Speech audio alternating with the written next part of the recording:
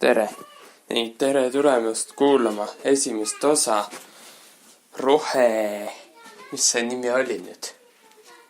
Roheühiskond, keskkonna ja looduse teemaline saatesari alustab esimene osa. Kõigepealt Eestis on hästi palju loodust.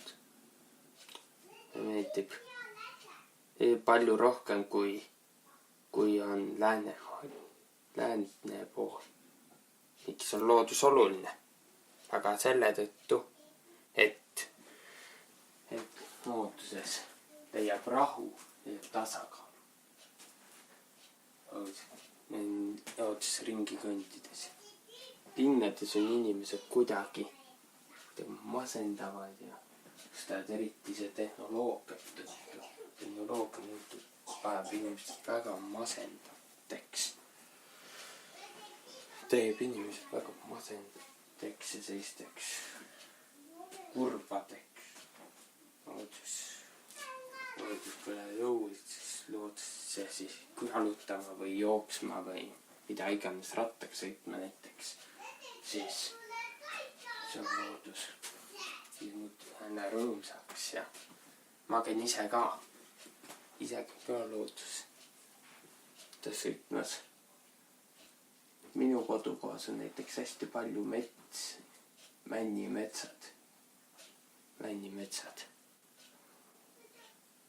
männimetsad ja järvi on ka päris mitmeid. Männimetsadel on selline asi, et mänd suudab kasvada peaaegu kõikjal, rabas, kasvab soodes, väga märgades kohtades, väga liivastes kohtades.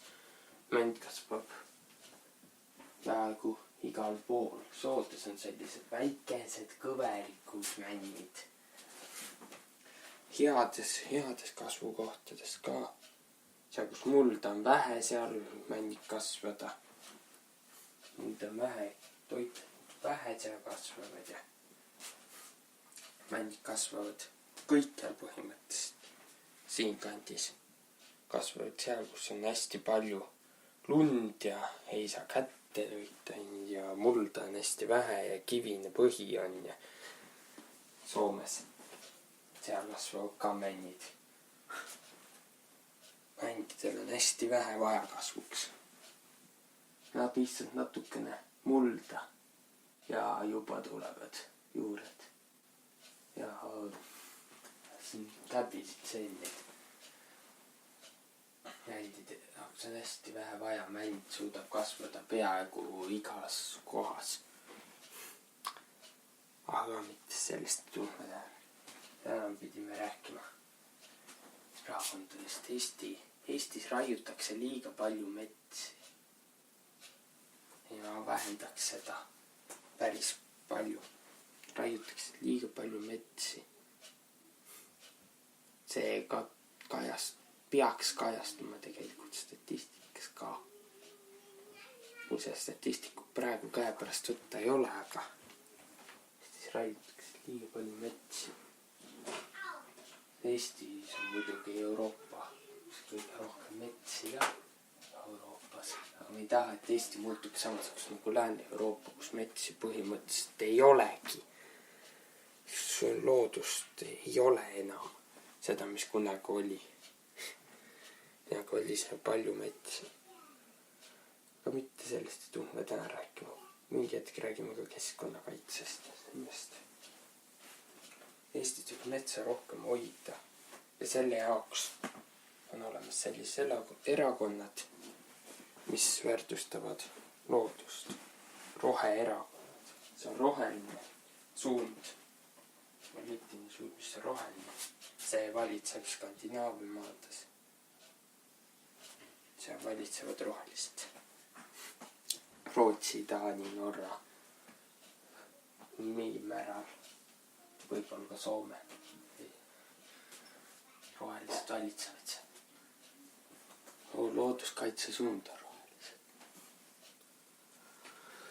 Ja rohelistest parteidest. Rohelised parteidest on meil Eestimaa Rohelised, ka äärmuslikum roheline partei, kaitseb hästi palju ja hiljuti eelmine aasta loodud erakond, uus erakond nimega Elurikkuse Erakond.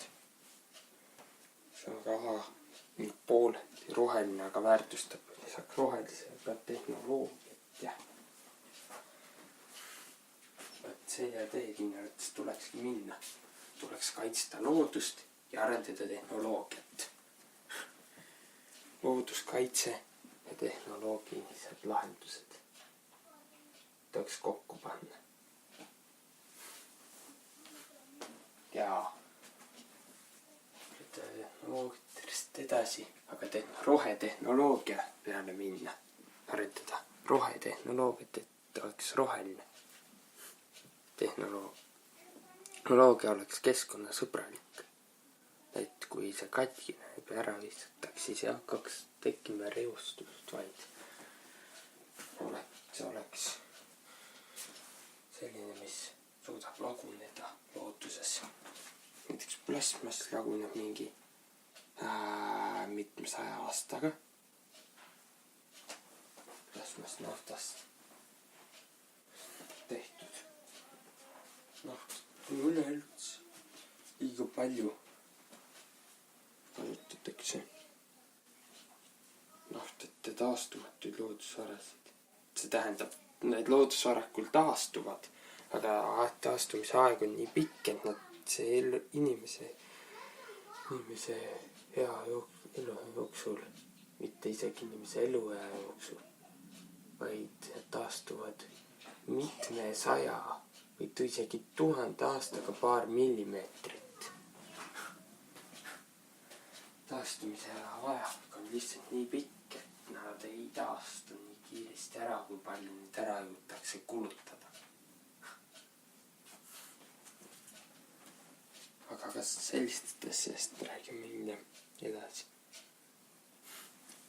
Ja ka muudest keskkonna säästmise võimalusteks. Muulgas natukene on juttu sellest ka blogis, Leonhardi blogi. Sinna võite ka vaadata keskkonna säästlikkuse teemade alla, nagu näiteks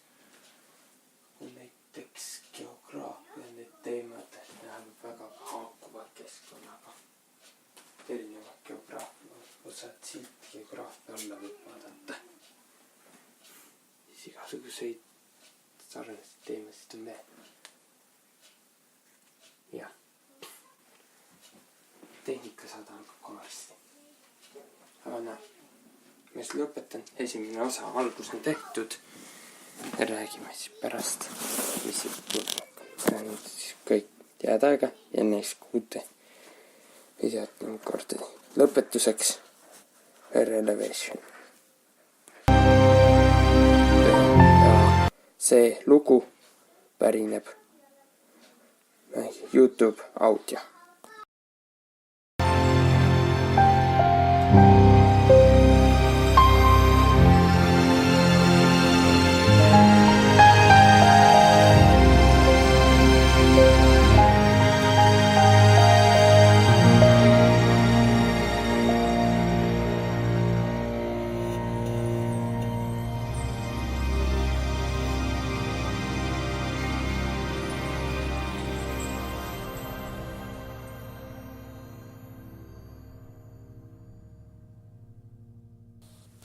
Ciao.